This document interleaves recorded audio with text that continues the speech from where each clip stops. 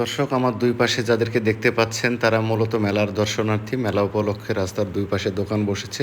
দূর দূরান্ত থেকে প্রচুর মানুষ মেলায় এসেছেন। কিন্তু কোথায় মেলা, কিসের মেলা, এই প্রশ্নগুলোর উত্তর যদি জানতে চান তাহলে অবশ্যই আপনাকে আমার ভিডিওটা পুরোপুরি দেখতে হবে।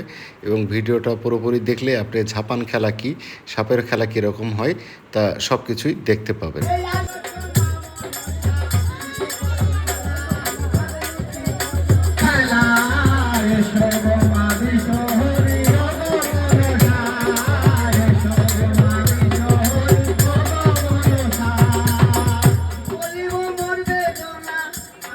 দর্শক, এতক্ষণে নিশ্চয়ই বুঝতে পেরেছেন এটা ঝাপান খেলা এবং সাপের খেলা। অলরেডি দেখতে পাচ্ছেন বন্দনা গান শেষে এই সাপুড়ে তিনটি সাপের যে মঞ্চ আছে সে মঞ্চের উপরে ছেড়ে দিয়েছেন। অলরেডি একটা সাপ পড়ে গেছে।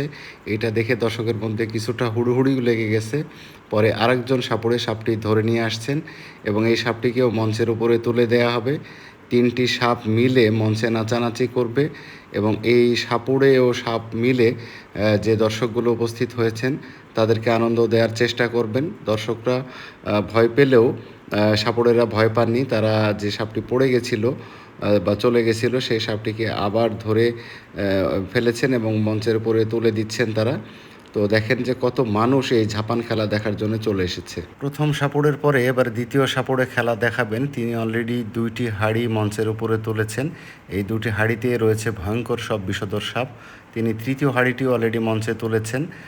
তিনটি হাঁড়িতে আছে ভয়ঙ্কর সব বিষধর সাপ, যেসব সাপের একটি ছোবলেই আমাদের মৃত্যু হতে পারে যদি না আমরা সঠিক টাইমে সরকারি হাসপাতালে গিয়ে অ্যান্টিভেনম না দিই। তো দেখা যাক এই হাঁড়িগুলো থেকে কী ধরনের সাপ বের হয়। অলরেডি সাপুড়ে ঢাকনা খুলে ফেলেছেন এবং এখনই বের হবে ভয়ঙ্কর সব সাপ। দেখতে থাকুন কী ধরনের সাপ বের হচ্ছে। তো দেখি, সাপুড়ে অলরেডি হাত দিয়ে ধরে বড় একটা জ্যান্ত সাপ বের করে ফেলেছেন এবং সাপটি ফোঁস করে ফনা তুলেছে। আর সাপুড়ে নেচে গেয়ে হেলে দুলে সাপের মনোরঞ্জন করার চেষ্টা করছেন বা দৃষ্টি আকর্ষণ করার চেষ্টা করছেন। তো সাপুড়ে এবার দ্বিতীয় হাঁড়িটি খুলবে। আমরা অপেক্ষা করি, দেখি দ্বিতীয় হাঁড়ির মধ্যে থেকেও কী ধরনের সাপ বের হয়।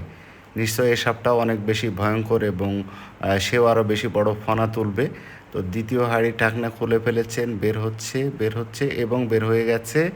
এটাও অনেক বড় একটা সাপ, বা দিছিল একটা কামড় দেওয়ার চেষ্টা করেছিল সাপটা, সেটা পারেনি। এবার দুইটা সাপ মঞ্চে অলরেডি আছে, তৃতীয় সাপও বের হচ্ছে।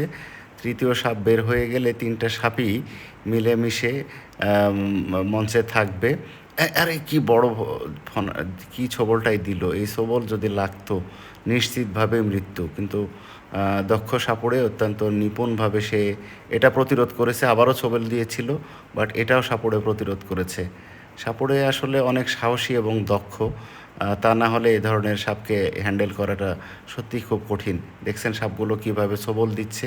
প্রত্যেকটা সাপ মনে হচ্ছে রেগে আছে এবং প্রচণ্ড রাগে তারা ফোঁস করে উঠছে এবং ফনা তুলে আছে। মঞ্চে অলরেডি এখন তিনটি সাপ এবং তিনটি সাপই প্রায় 1 থেকে 1.5 হাত উঁচু আকারে ফনা তুলে আছে। ভয়ঙ্কর বিষধর সব সাপ। এটা খুব সম্ভবত কোবরা সাপ। তো আমি সাপকে খুব ভয় পাই, কিন্তু কাছ থেকে খেলাটা দেখে বেশ আনন্দ পাচ্ছি। এটাই আমাদের ঝাপান খেলা। আবহমান বাংলার ঐতিহ্য, এটা লোকসংস্কৃতিরই অংশ। দীর্ঘদিন ধরেই বাংলাদেশের গ্রামে গঞ্জে এ ধরনের ভাসান খেলার আয়োজন করা হচ্ছিল। যে সমস্ত নদীমাতৃক অঞ্চলগুলো, যে এলাকাগুলোতে আছে সেগুলোতে সাধারণত এই ধরনের আয়োজন একটু বেশি করে থাকা হয়। দেখেন সাপটি অলরেডি ধরে আছে এবং তার ন্যূনতম ভয় নাই। কি দক্ষতার সাথে সে সাপটি ধরে ফেললো এবং এখনই সেই সাপটিকে আবার যে হাঁড়ি আছে সে হাঁড়ির মধ্যে সে বন্দি করে ফেললো। অদ্ভুত! ভয়ঙ্কর সাহস না থাকলে মানুষের পক্ষে এটা করা সম্ভব না। এবার দ্বিতীয় সাপটাকেও তিনি ধরবেন। সাপটার সামনে তিনি মাথা পেতে দিচ্ছেন। কতটা সাহস! সাপটার মাজা বরাবর তিনি ধরে আছেন এবং দ্বিতীয় সাপটিকে তিনি হাঁড়িবন্দি করার চেষ্টা করছেন। তবে না, দ্বিতীয় সাপটি এত সহজে ধরা দিতে চাচ্ছে না। তাকে একটু বেয়াড়া মনে হচ্ছে। সে বন্দিত্ব চায় না, সে মুক্ত জীবনযাপন করতে চায়, এরকমই মনে হচ্ছে। কিন্তু সাপুড়ে নাছোড়বান্দা তাকে অলরেডি হাঁড়ির মধ্যে ঢুকিয়ে ফেলেছে এবং মঞ্চে এখন একটাই সাপ আছে, তৃতীয় সাপ। এটাকেও সাপুড়ে হাঁড়িবন্দি করে ফেলবে।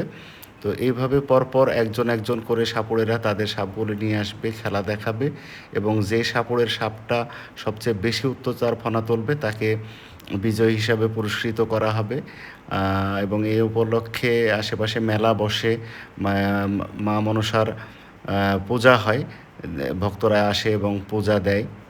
এই যে দেখেন এখানে মা মনসার পূজা হচ্ছে, যারা ভক্ত অনুরাগী আছেন দূর দূরান্ত থেকে এসেছেন এবং তারা যেন বাকি সারা বছর নিরাপদে থাকতে পারেন, সাপের কামড় খেয়ে অকালে মরতে না হয় তাদের প্রিয়জনদের, সেই কামনায় তারা মা দেবী মনসার সামনে পূজা দিচ্ছেন এবং তাদের যে নিবেদন সেই নিবেদন এখানে পেশ করছেন।